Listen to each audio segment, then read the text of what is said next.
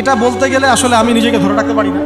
ইসলামের ইতিহাসের সবচাইতে মর্মান্তিক যুদ্ধ হচ্ছে মুতার, সবচেয়ে মর্মান্তিক। বদর, উহুদ, খন্দক, খায়বার যত যুদ্ধ আছে এগুলো যুদ্ধ অনেক বড় মাপের।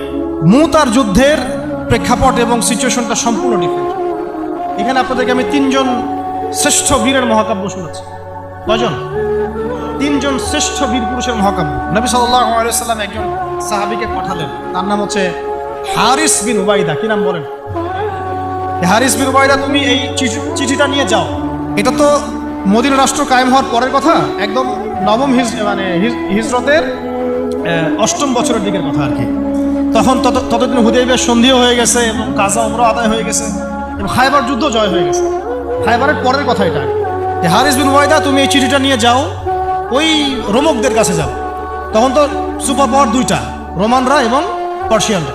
তো এখনকার ওই যে এই কন্টিনেন্টের ন্যাটো আর ওই কন্টিনেন্টের চায়না রাশিয়ার মতো, যেতে পারতেছে। তো সে গেল ওখানে। সুরাহবিল আল গাসসানি একজন শাসক ছিলেন ওইখানকার সিরিয়ার। তো সে ওই চিঠিটা দেখে বলতেছে যে আচ্ছা ঠিক আছে, বসো, দেখি কি করা যায়। চিঠিতে লিখে আছে ইসলাম কবুল করেন, আল্লাহ পাক শান্তি বর্ষণ করবেন, তাসলিম তাসলিম। যে নবী সাল্লাল্লাহু আলাইহি ওয়াসাল্লাম চিঠি আছে না একটা রাষ্ট্রপ্রধানদের কাছে, সে চিঠি ওই উদ্ধত আচরণ। আমি এখানকার আমির, আমাকে ওই মক্কার মেষপালকরা চিঠি পাঠায়। কে চিঠি নিয়ে আসছে? হারিস বিন উবাইদা। আচ্ছা, ওকে বসো। হারিস বিন উবাইদা রাদিয়াল্লাহু আনহুকে রাষ্ট্রদূত কিন্তু দিল, রাষ্ট্রদূতকে তারা নির্মমভাবে হত্যা করল। কথা বুঝতে পারছেন? এবার নবী সাল্লাল্লাহু আলাইহি ওয়াসাল্লামের কাছে খবর যখন আসছে রাষ্ট্রদূতকে হত্যা করেছে। আমার সাহাবীকে, কয়জন সাহাবীকে হত্যা করেছে? 10 জন, 20 জন, 100 জন, একজন সাহাবীকে হত্যা করার প্রতিশোধ নেওয়ার জন্য নবী সাল্লাল্লাহু আলাইহি ওয়াসাল্লাম 3000 বাহিনীর একটা জিহাদি কাফেলা তৈরি করলেন।